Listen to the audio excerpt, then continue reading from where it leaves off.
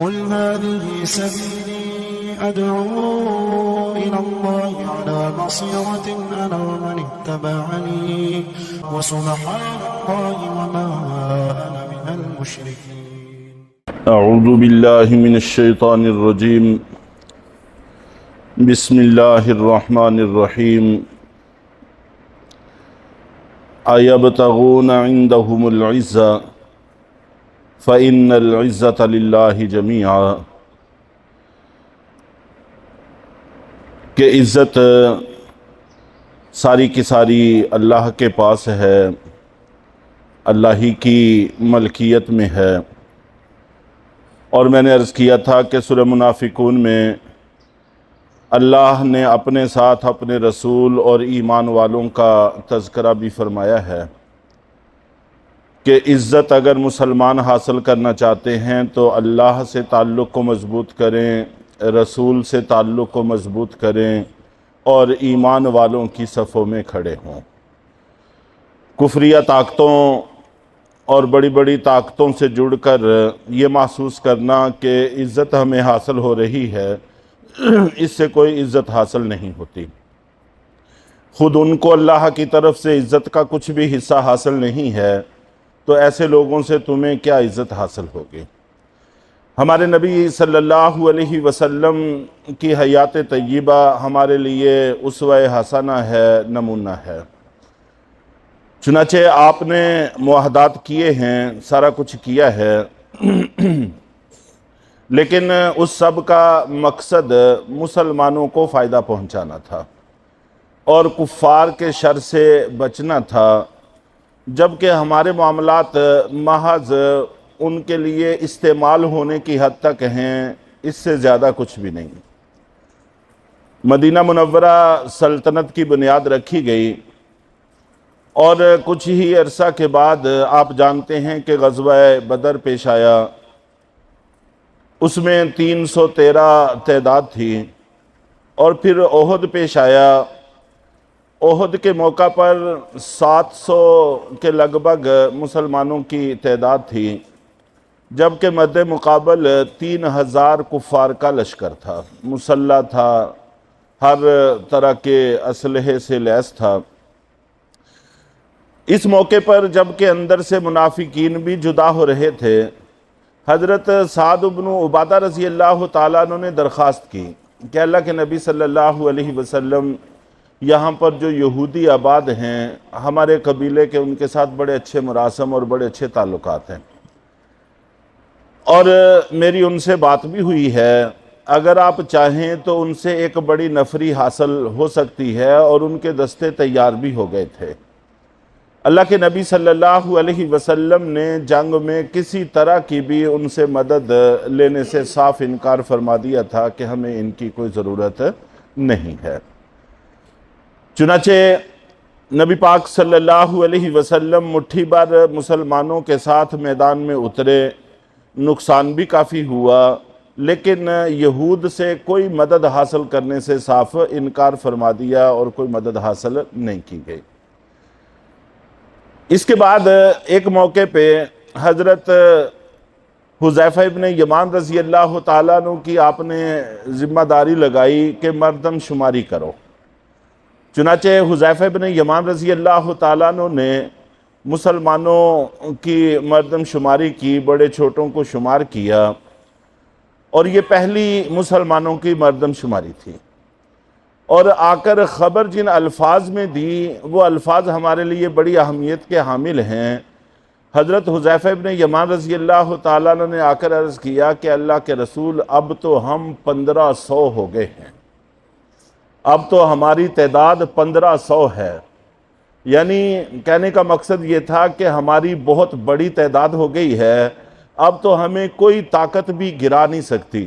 جب ہم 313 تھے تب نہیں گرے، جب ہم 700 تھے تب نہیں گرے، اب تو ہم 1500 ہو گئے ہیں، اب بھلا ہمیں کون گرا سکتا ہے؟ اور اس کے بعد آپ جانتے ہیں کہ غزوہ احزاب پیش آیا۔ وہ غزوہ احزاب بھی ہمارے لیے بہت زیادہ سبق رکھتا ہے۔ اس وقت مسلمانوں کی تعداد 3000 کے لگ بھگ تھی، جبکہ کفار کا لشکر 12000 پر مشتمل تھا۔ اور پھر بہت بڑا مسئلہ اس وقت یہ پیش آیا کہ آپ نے یہودیوں کے ساتھ معاہدہ کیا تھا کہ تم اس جنگ کا حصہ نہیں بنو گے، باقاعدہ دستخط ہو گئے، تحریر ہو گئی، معاہدہ ہو گیا۔ اس لیے آپ نبی پاک صلی اللہ علیہ وسلم نے باہر خندق کھودی اور احزاب کو باہر روک دیا گیا۔ لیکن یہود ہی کے ایک سردار حیی ابن اخطب کی کوششوں سے قبیلہ بنو قریظہ مشرکین کا حصہ بن گیا اور باقاعدہ جنگ میں شامل ہونے کے لیے تیاری شروع کر دی۔ جب اللہ کے نبی صلی اللہ علیہ وسلم کو اس کی اطلاع ملی تو آپ خاصے پریشان ہوئے، اور پریشانی کی اصل وجہ صحابہ کرام کی پریشانی تھی کہ 1 مہینہ مسلسل آپ اس وقت محاصرے میں رہے ہیں اور مشرکین کا لشکر باہر مدینہ کے چاروں طرف گھیراؤ کیے ہوئے تھا، اور جو مالی حیثیت تھی وہ تو آپ جانتے ہیں کہ پتھر باندھنے کی کیفیت بھی اسی موقع پہ پیش آئی، اور صحابہ کرام کے پاس سردی سے بچاؤ کا بھی کوئی سامان موجود نہیں تھا، اور سردی خاصی تھی۔ ان حالات میں اللہ کے نبی صلی اللہ علیہ وسلم کے جی میں آیا کہ ایک قبیلہ جنگ میں شریک تھا، قبیلہ بنو غطفان، ان کے ساتھ معاہدہ کر کے کفار کی طاقت کو توڑا جائے۔ چنانچہ ان کے 2 سرداروں کو آپ نے بلا کر ان سے بات چیت کر لی اور معاہدہ کر لیا، لیکن ابھی معاہدے پر دستخط ہونا باقی تھے کہ اللہ کے نبی صلی اللہ علیہ وسلم نے مناسب سمجھا کہ اپنے صحابہ کرام سے بھی مشاورت کر لی جائے، اور معاہدہ ان کے ساتھ یہ تھا کہ اگر تم واپس چلے جاتے ہو اپنے لشکر کو لے کر تو ہم مدینہ منورہ کی 1/3 کھجوریں آپ کو دیا کریں گے، تو اس پر معاہدہ تھا۔ تو اللہ کے نبی صلی اللہ علیہ وسلم سے مشاورت کے دوران حضرت سعد بن معاذ رضی اللہ تعالیٰ عنہ اور حضرت سعد بن عبادہ رضی اللہ تعالیٰ نے پوچھا کہ اللہ کے نبی صلی اللہ علیہ وسلم اس معاہدے میں اللہ کا حکم ہے سر آنکھوں پر، آپ کی ذاتی رائے ہے تب بھی سر آنکھوں پر، اور اگر آپ کی طبیعت نہیں ہے، صرف ہماری سہولت کے لیے آپ ایسا فرما رہے ہیں تو پھر آپ ایسا نہ کریں۔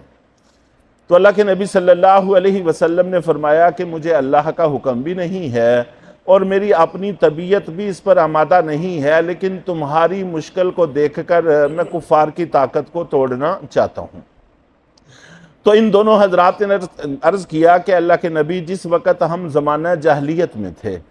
اس وقت کسی طاقت کی یہ مجال نہیں تھی کہ کھجور کا ایک دانہ بھی ہم سے لے کر کھا سکے، سوائے 2 صورتوں کے۔ ہمارا مہمان بنے تو بطور مہمان ہونے کے ہماری کھجوریں کھا لے تو کوئی بات نہیں، ہم میزبان ہیں، میزبانی کرتے ہیں، میزبانی کرنا بڑے شرف کی بات ہوتی ہے، یا پھر ہم سے خرید کر کھا لیں، تجارت ہمارا ذریعہ معاش ہے تو تجارت ہم کرتے ہیں، خرید و فروخت کرتے ہیں، کوئی خرید کے کھا لے۔ اس طرح سے اپنی طاقت دکھا کر ہم سے ایک دانہ بھی کبھی کوئی نہیں کھا سکا۔ اب تو ہمیں اسلام کی اللہ تعالیٰ نے روشنی عطا فرما دی ہے، تو یہ کیسے ممکن ہے؟ ہمیں اس کی قطعاً کوئی ضرورت نہیں ہے۔ اور حضرت سعد رضی اللہ تعالیٰ عنہ نے وہ کاغذ لے کر تحریر کو مٹا دیا اور معاہدہ پایا تکمیل کو نہیں پہنچا، چنانچہ یہ لوگ واپس چلے گئے۔ تو اس وقت کی اب صورتحال کو ہم دیکھیں، ایک طاقت ہم انہی صحابہ کرام کی اولاد کے پاس آتی ہے اور آ کر 4.2 ٹریلین لے کر چلی جاتی ہے، جبکہ دوسری طرف ہمارے پڑوس میں بچے ایک ایک پانی کی بوند اور ایک ایک لقمے کی وجہ سے دم توڑ رہے ہیں۔ تو بات ضعف اور قوت کی نہیں ہے، بات غیرت ایمانی کی ہے اور اسلام کے ساتھ وابستگی کی ہے۔ تو جس وقت ہم اللہ کو اپنے ساتھ ملا لیتے ہیں، عزت اللہ کے ہاں سے تلاش کرتے ہیں، تو پھر اسباب بھی اللہ کی ذات خود پیدا کرتی ہے۔ چنانچہ اس کے فوراً اور 3 دن تک اللہ کے نبی صلی اللہ علیہ وسلم نے جہاں پر اب مسجد فتح بنی ہوئی ہے وہاں پر دعا کی ہے، پیر کو، منگل کو اور بدھ کو۔ تیسرے دن پھر ظہر اور عصر کے درمیان دعا قبول ہوئی اور آپ بڑی بشاشت کے ساتھ مسکراتے ہوئے صحابہ کرام کے پاس تشریف لائے۔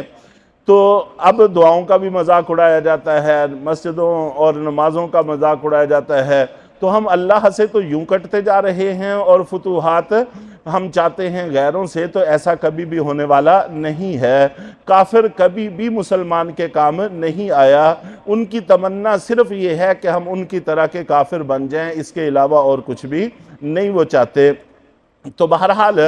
اللہ کا نظام غیبی حرکت میں آیا، اور پھر اسی قبیلہ بنو غطفان میں سے ایک شخص نعیم بن مسعود رضی اللہ تعالیٰ عنہ مسلمان ہوئے، اور اللہ کے نبی صلی اللہ علیہ وسلم کی خدمت میں حاضر ہوئے اور آ کر عرض کیا کہ اللہ کے رسول، میں مسلمان ہو گیا ہوں، آپ کے لشکر میں شامل ہونا چاہتا ہوں۔ آپ نے فرمایا کہ یہاں پر آ کر تم صرف ایک فرد کا اضافہ کر سکو گے، جبکہ وہاں رہ کر تم بڑا کام سر انجام دے سکتے ہو، اگر ان کے درمیان پھوٹ ڈال دو تو بہت بڑا کام ہوگا۔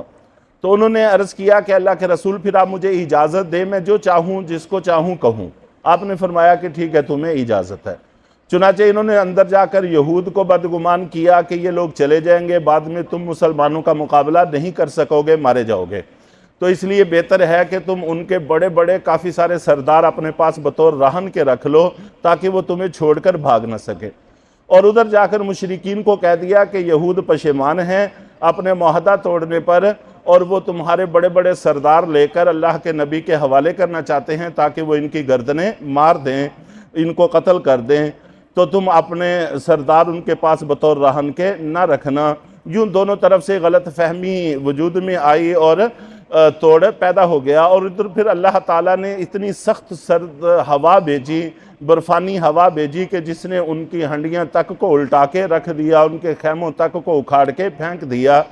طاقتوں کا سرچشمہ اللہ کی ذات ہے، ساری طاقتیں، سارے اسباب، ہر کچھ اللہ کے قبضہ قدرت میں ہے۔ جب ہم اس اللہ کے ہو جاتے ہیں تو پھر وہ اللہ ہمارا ہو جاتا ہے، تو پھر کوئی طاقت اس کا سامنا نہیں کر سکتی۔ چنانچہ یہ بھاگنے پر مجبور ہوئے، بنو قریظہ کے سارے مرد مارے گئے، ان کی عورتیں اور بچے غلام اور باندیاں بنے، تو یوں اللہ تعالیٰ نے بہت بڑی فتح سے مالا مال فرمایا۔ تو جس ذلت اور رسوائی کا راستہ ہم نے اختیار کر لیا ہے، اس سے کچھ بھی حاصل ہونے والا نہیں ہے سوائے مزید ذلتوں کے بڑھنے کا۔ اللہ تعالیٰ ہم سب کو سمجھ عطا فرمائے۔